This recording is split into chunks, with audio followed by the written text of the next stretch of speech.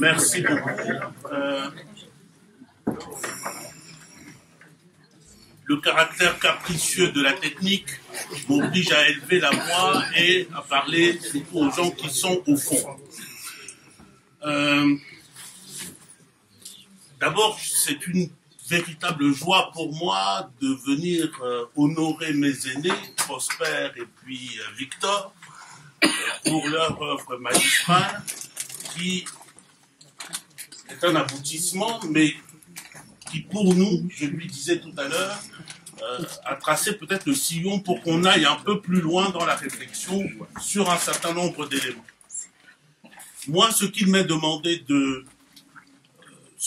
demandé de faire, c'est de faire avec vous une réflexion sur la forme de l'État centrafricain et d'une certaine manière, si c'est possible à la fin, de proposer la forme souhaitable pour notre pays, compte tenu de tout ce que nous savons et sur lesquels nous allons revenir. Je vais sans doute décevoir notre ami qui attend de moi précision, je dirais ton doctoral du juriste qui se la pète un peu, parce qu'il est le seul à comprendre les notions, parce qu'il est le seul à comprendre les concepts, parce qu'il est le seul à ceci. L'objet de mon intervention n'est pas celui-là. Les formes de l'État dont nous allons parler maintenant ont tout à voir avec tout ce qui a été dit avant moi. C'est la question du rapport que nous, Centrafricains, nous avons avec notre sol, avec notre sous-sol, l'air que nous respirons. Comment nous organisons notre pouvoir sur cette terre-là. Et donc, à partir de ce moment-là, j'estime que j'aurais réussi mon exposé si je nous ai placés tous collectivement en situation d'inconfort intellectuel à la fin de cette présentation. Parce que les notions qui ont été employées, fédéralisme, partition, État unitaire, décentralisation, nous avons tous ici l'impression de savoir de quoi il s'agit, mais ce sont des faux amis. Ce sont des catégories qui, en Centrafrique, font plus qu'être des faux amis. Ce sont des catégories et des facteurs de manipulation de masse pour des projets qui ne sont pas avoués, avec des tentacules que nous ne mesurons pas. Voilà ce dont je vais vous parler maintenant. Et avant de le faire, je me sens obligé de poser un avertissement. C'est vrai que pour ceux d'entre vous qui ont fait des études de droit ou qui l'ont approché un peu, quand on commence par la présentation de l'État, on présente des choses qui sont simples. Il y a les formes de l'État, différentes formes de l'État. Nous avons un État unitaire, il peut être centralisé, il peut être décentralisé. Nous avons l'État fédéral et nous pouvons avoir aussi des États qui se séparent dans le cadre d'une partition, dans le cadre d'une dissolution, etc. Ce sont des catégories simples. État unitaire, nous y sommes habitués, c'est notre pays actuellement. C'est un pays qui est d'un seul tenant, avec un pouvoir politique qui est concentré sur, qui normalement devrait se diffuser sur un territoire qui est unique et dont le pouvoir est concentré généralement dans la capitale. C'est ce que nous avons connu et que nous connaissons encore jusqu'à aujourd'hui. L'État fédéral, c'est un État complexe, un État dans lequel vous avez d'autres États, un territoire qui, du point de vue des États étrangers, est un territoire unique, mais qui, à son intérieur, connaît des divisions territoriales. Et il ne s'agit pas seulement de questions de territoire. Ce qui sépare, par exemple, la décentralisation du fédéralisme, c'est que le projet fédéral, c'est un projet de construction de pôles de pouvoir politique multiples, avec un agencement, une organisation entre eux Nous y reviendrons tout à l'heure. Donc les notions ont l'air d'être simples, mais en réalité, quand on regarde bien, ces notions-là ne font que traduire des réalités à la fois sociologiques et historiques. La chance qu'un État unitaire comme la France se soit maintenu dans le temps comme État unitaire, c'est parce que cette forme correspond au projet des Français de vivre ensemble. Et ce projet-là n'est pas le projet canadien. C'est pour cela que les Canadiens, eux, ils sont dans une forme de fédéralisme qui correspond à la manière dont ils conçoivent leur propre rapport entre eux et leur rapport avec leur terre.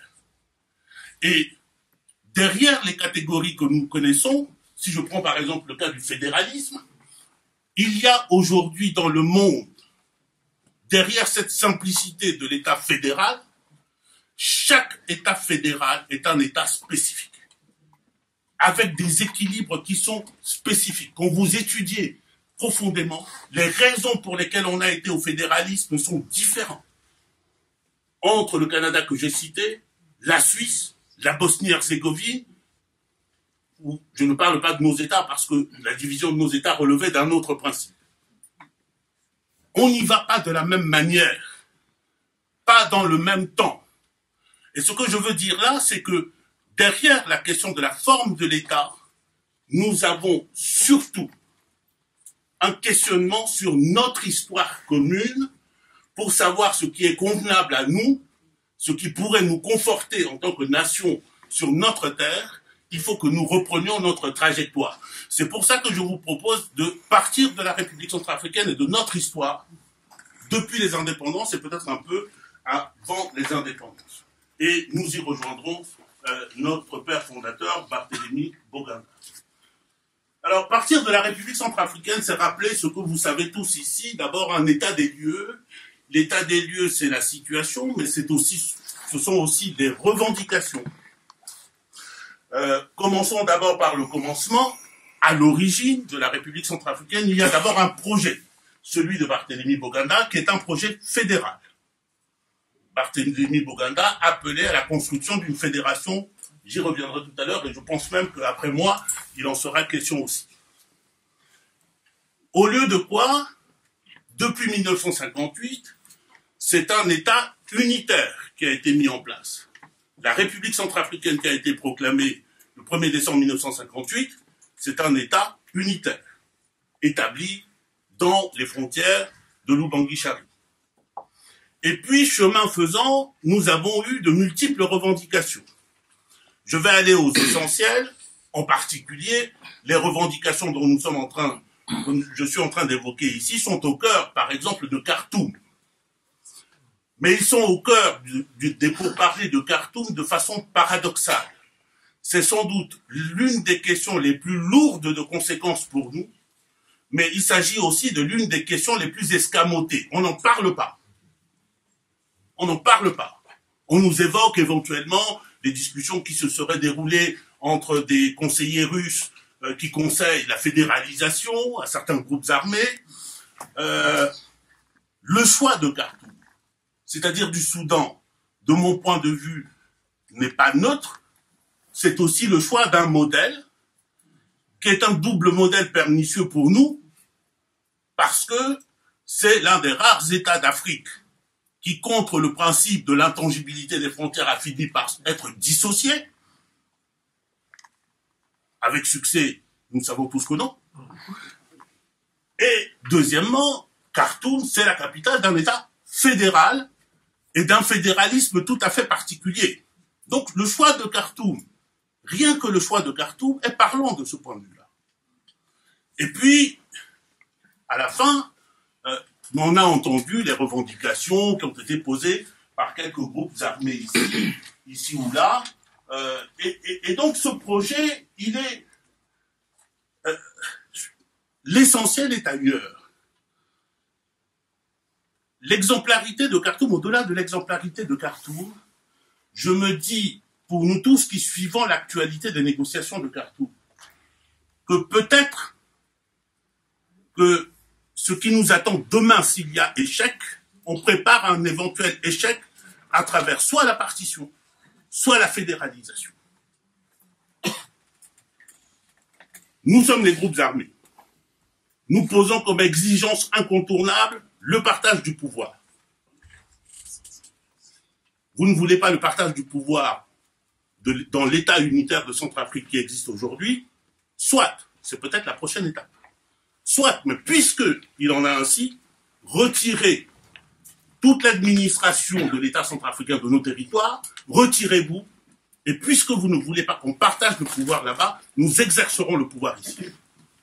Et donc, peut-être que l'étape suivante risque d'être celui-là. Donc nous sommes dans ce contexte avec des questions qui sont des questions lourdes de sens et de conséquences pour nous. Mais surtout, on m'a demandé de me poser la question de savoir quelles étaient les perspectives. Quelles étaient les perspectives pour l'unité du pays, pour l'unité de l'État centrafricain, pour l'unité de la nation centrafricaine. Si je veux poser la question autrement, je me demanderais, est-ce que ces revendications, sans compter les revendications à proprement parler de partition, sont des revendications qui concourent à quoi nous assistons depuis 1958 et de manière accélérée depuis 2013.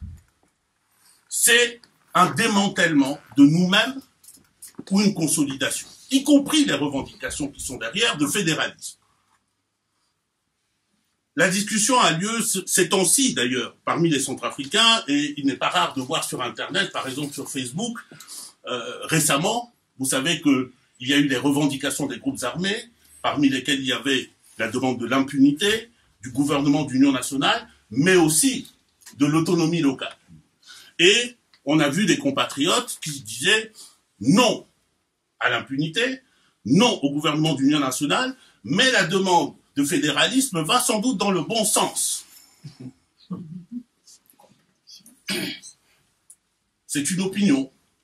Je ne la partage pas, mais j'invite surtout à être extrêmement réservé dans le contexte qui est le nôtre aujourd'hui vis-à-vis de cela. Et pour les raisons suivantes. Pour des raisons que je vais résumer à travers 2 ou 3 points ici, et qui tiennent au fait qu'en réalité, la République centrafricaine est née, a grandi et se poursuit dans une sorte d'entreprise continue de déconstruction et de dissolution, de désagrégation. Et que le projet fédéral, aujourd'hui, s'il est posé aujourd'hui, ce sera un élément accélérateur de cette désagrégation. Pourquoi je dis cela? Je dis cela d'abord parce que la personnalité de notre père fondateur Barthélemy Boganda a occulté la chose, mais en réalité, 1958, c'est le premier acte de démantèlement de l'idée de l'État centrafricain. Et ceci, même dans la perception même de Barthélemy Boganda. Ce n'est pas l'acte de souveraineté et de puissance que nous fêtons tous les 1er décembre, y compris au prix de nos morts, en marchant sur leur tombe, parfois. Donc, il faut rappeler combien nous sommes puissants. L'État centrafricain, la République centrafricaine qui est proclamée, c'est d'abord un échec. Barthélemy Boganda, le projet de Barthélemy Boganda, cela a été rappelé tout à l'heure, c'est un projet de fédéralisation d'un ensemble plus vaste d'États. Il appelait ça les États-Unis, on parle d'Afrique latine, mais j'ai retrouvé dans ce magnifique ouvrage de Pierre Calque, que vous connaissez sans doute, sur un des tracts imprimés à Brazzaville, il appelait ça les États-Unis de l'Afrique bantoue. Et pour lui, l'Afrique bantoue, c'est d'abord le socle, ce sont les États membres de l'Afrique équatoriale française, l'AEF, mais auxquels viendrait s'ajouter le Congo démocratique, et auxquels viendraient s'ajouter des États de langue et de culture latine, que sont notamment le Cameroun, l'Angola, le Burundi et le Rwanda. Lorsque Boganda pensait au fédéralisme, il ne pensait pas à se retourner sur nous-mêmes et à nous diviser en notre sein. Il appelait à s'ouvrir pour créer d'autres espaces. Parce que, disait-il, nous sommes dans un siècle qui est le siècle des grands ensembles. Et je me permets simplement de lire ici un des passages de ce tract que je vous ai indiqué tout à l'heure. Vouloir créer au XXe siècle des poussières d'État, c'est une politique rétrograde, à courte vue et d'intérêt immédiat. J'attire votre attention sur ce qui va suivre, dont le résultat sera la disparition à brève échéance de ces mêmes États et la perte de leur indépendance. La disparition de ces mêmes États et la perte de leur indépendance. Là, il est en train de parler de la vraie République centrafricaine qui a été créée. Parce que là, cette République-là, elle participe du système des poussières d'État contre lesquelles il s'était battu. Donc, notre fragilité est congénitale. Elle est congénitale. Et au lieu d'en prendre conscience et de se dire à partir de ce moment-là, construisons quelque chose, construisons le socle, construisons les bases de quelque chose qui puisse tenir. Nous ne l'avons pas fait. Pendant toutes ces décennies, on a tenté parfois. On a évoqué le régime de Bokassa tout à l'heure. Il y a eu quelques éléments autour de la langue, autour de la manière de gérer le pouvoir. Les anciens savent ce qu'était par exemple l'opération Bokassa. On voyait, à l'époque c'était le maréchal, général puis maréchal, Bokassa, partout en Centrafrique, de Ndélé à Zénio, y compris dans notre petit village de Congo, il est venu, il s'est assis un peu. C'est une gestion du pouvoir où le pouvoir assume la territorialité des 623 000 km². En tout cas, ces éléments-là, construire une nation qui n'existait pas au moment des indépendances, construire un sentiment entre celui qui est à Birao, à Zénio, ou, je ne sais pas moi, à Nola, le sentiment d'appartenance à un même ensemble, à un projet de vie ensemble demain. Qui a construit ça? Qui a vraiment construit ça? Et puis, il y a quelque chose qui ne surprend jamais les Centrafricains assez, à mon avis. Depuis le début, on va dire ça, c'est sa lubie de juriste.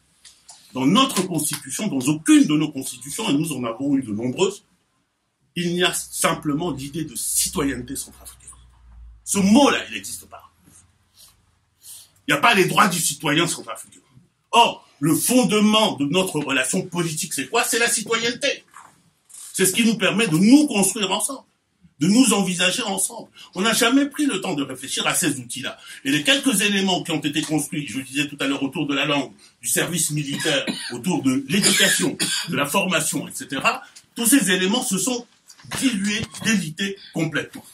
Et donc, par rapport à la situation de 1958, et à la veille des revendications sur le fédéralisme, nous sommes encore plus fragiles, plus menacés de disparition qu'en 1958.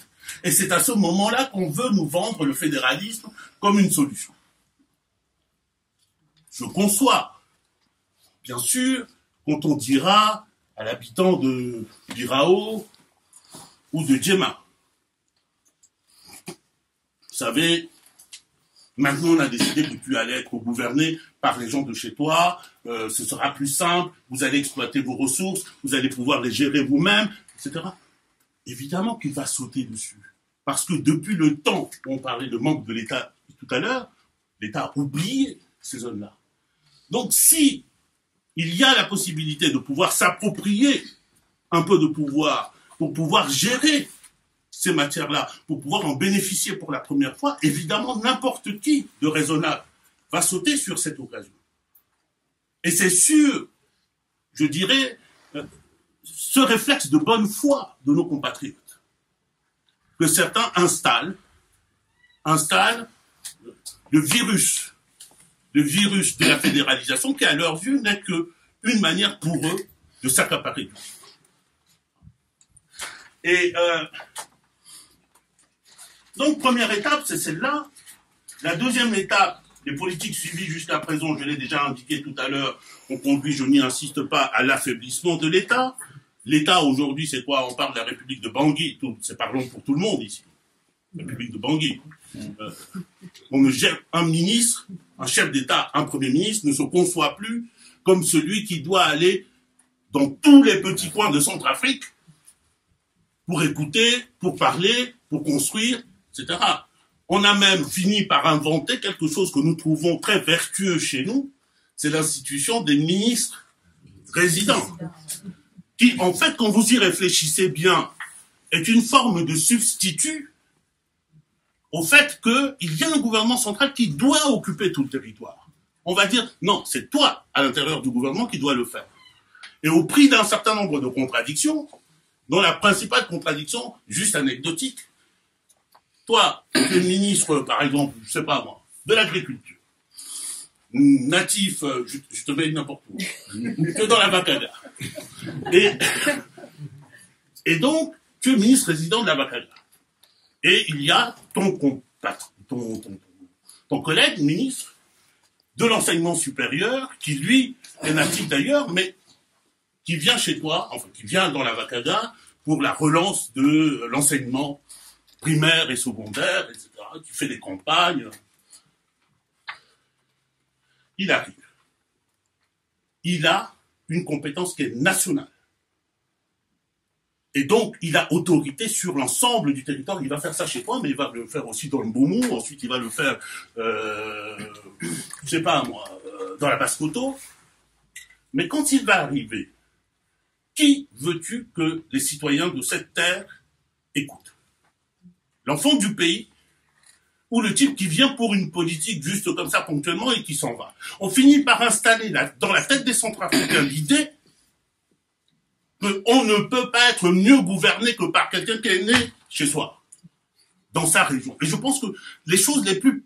On croit que ces choses-là, ce sont juste des catégories techniques qu'on pose. Mais on va demander aujourd'hui la fédéralisation. Or, à mon avis, et je serai court là-dessus, la fédéralisation, si elle voit le jour aujourd'hui, elle va finir par installer, dans un contexte où il n'y a plus d'identification nationale, elle va installer et renforcer une identité locale qui ne pourra que demander demain la séparation.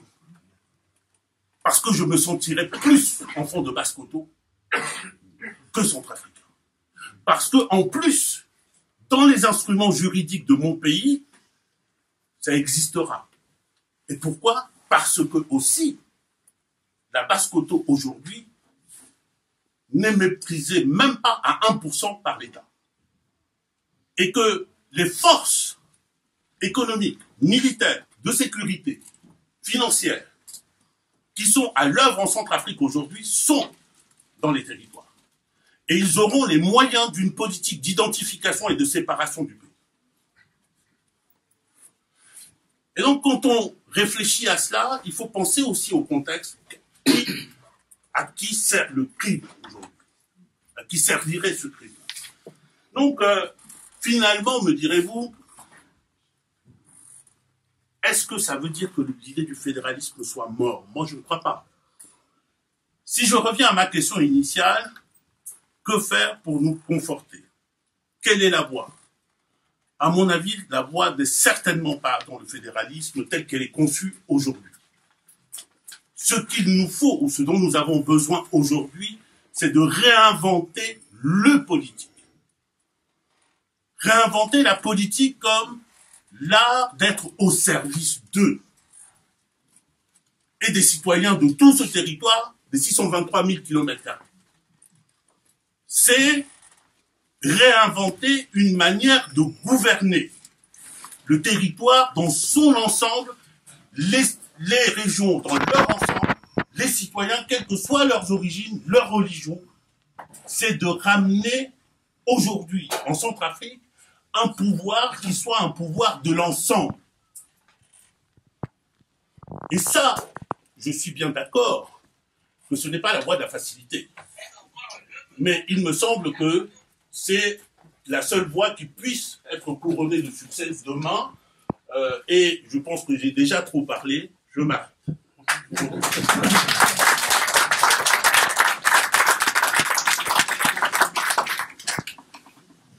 vous décidiez de vous arrêter, soit, mais que vous ayez trop parlé, non. Et nous sommes là parce que nous avons envie de vous réentendre sur d'autres questions plus essentielles.